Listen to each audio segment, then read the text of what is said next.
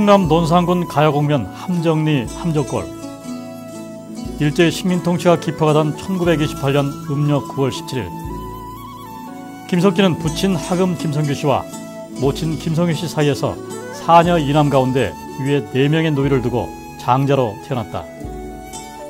김석기는 청음 김상원의 11대 손으로 전형적인 선비 가문에서 자라났으며 특히 어려서부터 조부인 청하 김병철 선생의 학덕으로 큰 기름을 받으며 자랐다. 6세가 되던 1933년부터 조부인 청하 선생은 어린 석진을 앉혀놓고 천자문, 사자소학, 계몽, 동몽선섭, 사략, 소학 등을 가르쳤다.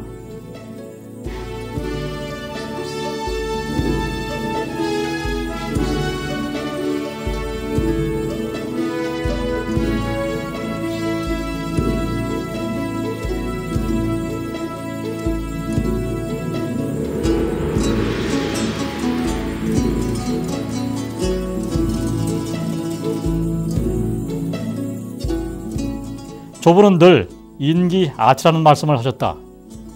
즉 혼탁한 사회 분위기에 물들지 말고 남들이 하지 않는 공부를 하라는 훈시를 하였는데 김석기는 이 말씀을 교훈으로 삼아 예로부터 선비도 감히 공부하기를 어려워했던 주역 공부에 도전하게 된다. 일제 식민교육이 한창이던 때 김석기는 10세 되던 1937년에 가야곡면에 있던 심상수학교에 입학한다. 우리말을 못하게 하는 일제 교육에 여러 번 저항하는 우여곡절 끝에 16세 되던 1943년에 심상수학교를 졸업하였다.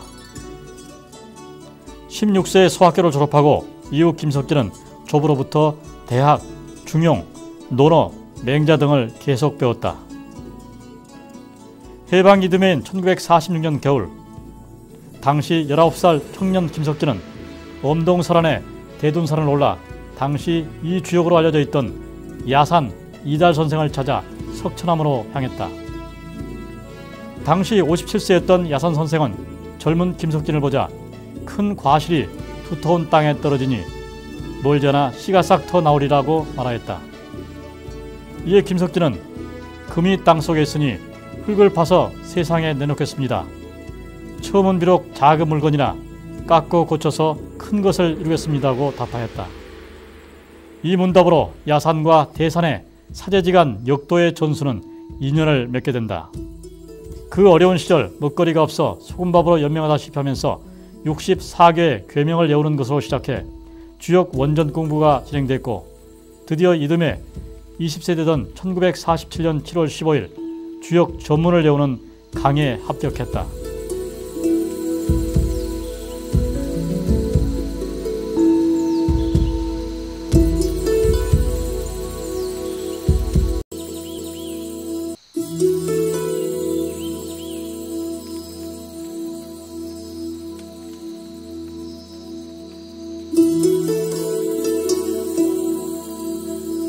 1947년 말에 야산 선생은 6.25 난리를 예견하고 미리 300호의 제자들을 이끌고 안면도로 피난한다.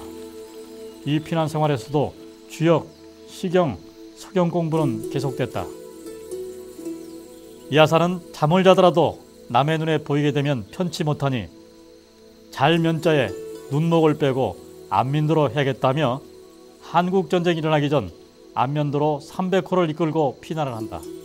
선생님 스스로 이 깊은 그 이치를 다 섭렵하셔서 병약한 몸으로 기약 없는 나날을 보내다가 어느 날 서울에서 내려온 뜻밖의 학생 5명을 만나게 된다. 청고 이용문, 수산 신성수, 덕천 오금지, 돈산 이연석, 이산 김진환 등 5명의 대학생이 대전의 선생 자택으로 찾아왔다. 한문 공부에 뜻을 둔 젊은이들로 주역을 가르쳐달라는 것이었다. 공교롭게도 이 가운데 한 사람인 이육문의 모친은 대산과 동문 수학했던 함장 김옥임 여사로 야산 선생의 자부였다. 삼고초려의 마음으로 모셔왔다는 젊은이들의 진지함에 마음이 들어 쾌히 승낙을 하고 날을 받았다. 사실 병약한 몸에 직접 감히 청하지 못할지언정 진정 바라던 것이었다. 58세가 되던 1985년 5월부터 서울 문화촌 기술 홍제동 함장사에서 대학 강의를 시작하면서 대전에서 서울을 왕래하고 더 나아가 인천, 청주, 제주, 춘천 등 전국을 다니며 주역을 비롯한 경전을 강의한 발걸음을 재촉하게 됐다. 대사는 1987년 서울 흥사단의 대중 강연 이후 22년 동안 단 한 번의 결강도 없이 대전, 춘천, 대구, 제주 등 전국 각지에서의 강연을 통해 6천여 명의 후학을 배출했다. 대사는 이를 자천우지라 표현했다. 신명 행사에는 주제 강연, 주역 전문 통강, 관수행, 득괴 등의 행사가 행해진다. 이 행사는 주역 중풍송교에서 따온 것으로 신의 명을 받들어 밝음을 회복한다는 뜻을 담고 있다. 저서로는 주역과 세계, 명과 호송, 대산 주역 강해, 대산 주역 점해, 대산 대학 강의, 스승의 길, 주역의 길 등 30여 권의 저술과 번역이 있다.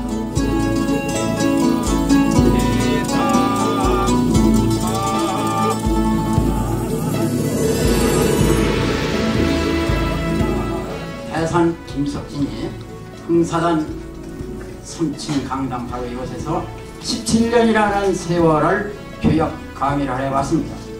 떠나려 하니까 섭섭합니다마는 그러나 마음 가볍게 물러나겠습니다. 감사합니다. 지난해 12월 10일 서울대학로의 흥사단에서 17년간 해오던 주역 강의를 마지막으로 마친 대산 김석진 선생.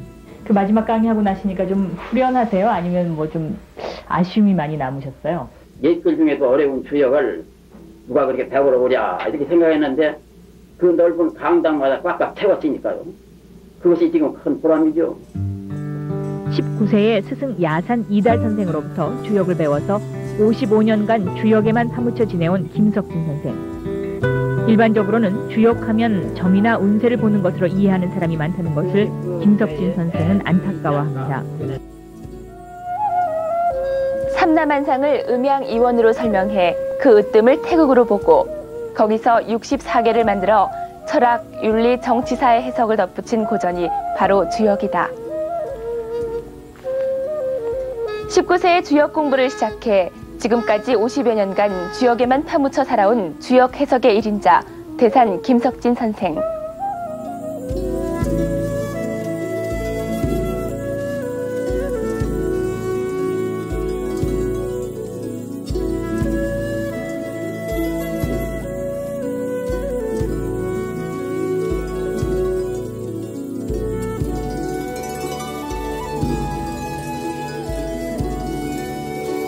요즘 그 젊은 사람들 보면 어떻게 생각하세요? 무슨 생각 드세요? 요새 젊은 사람들 내가 큰쪽 생각하면 똑똑하다고 보는데 딱 다듬어져야 할 것이 좀 많지. 똑똑하긴 한데 지금 때에 따라서 이제 좀 많이 좀 다듬어져서 앞으로 커가며 인격도야가 좀 돼야 할 것 같아요. 남북 통일됐을 때에 우리나라가 남미를 정황하고 참 오가지를 못하고 서로 맥혀가지고 있었지만 이제 서로가 길이 열리고 오가고 하게 됐으니까 더욱더 이제 자주 만나고 또 서로 좋은 말도 오가고 이렇게 해서 이제 통일의 길로 한 발짝 이제 나아가고 내 민족 서로 화합은이고 모두가 저는 통일하고 민족은 화합하고 이렇게 되면 얼마나 좋냐 이거예요. 이런 정치인의 어떤 덕목에 대해서 한번 좀 말씀을 해주셨으면 좋겠습니다. 그래서 그 정치는 그게 그차 옛날이나 지금이나 모두가 다 정치하면은 그게 별로 참 그게 믿음직하게 이렇게 모두 생각들 않는데 좀 앞으로는 이 정치하는 분들이 첫째 이 신념을 좀 확하게 가지고 첫째 국민들한테 모두 믿음을 첫째 줘야 해요. 국민들이 믿고 따르도록 그저 뭐 서로 거짓말하고 뭐 조삼모사에다가 모두 이렇게 그저 임시응변을 거기 그저 그때 그저 인기나 집중하려고 하고 자기 그저 무슨 출세하는데 그저 유리한 방향으로 자꾸 가려고 하고 이렇게 하지 말고 그저 오로지 국민을 위해서 경제재미를 하라 이거예요. 참 나라를 버리고 오로지 국민만 알고 국민이 잘 먹고 살면 국민의 마음을 잘 읽어서 이렇게 해서 하는 정치, 그 정치가 옳은 정치라고요.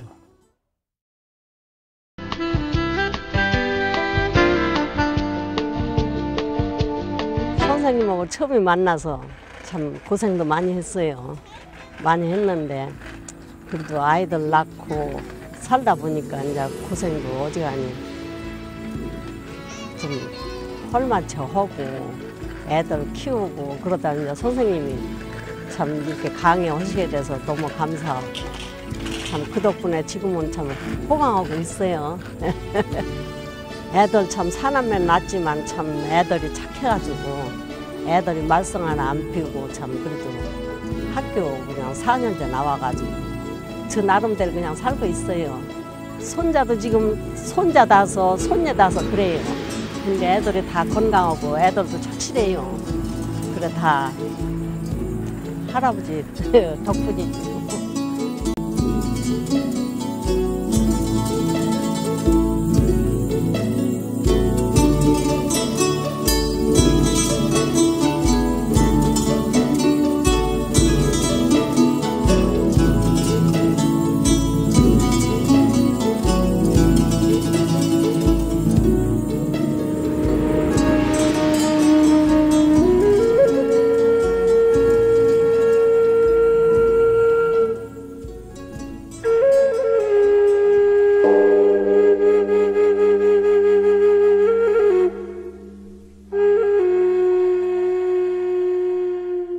내가 살아온 세월은 80년인데 20년 동안은 주역을 강의했네. 다양하다 계속해서 연상 보이고 즐거운 노라 많고 많은 수제들이여.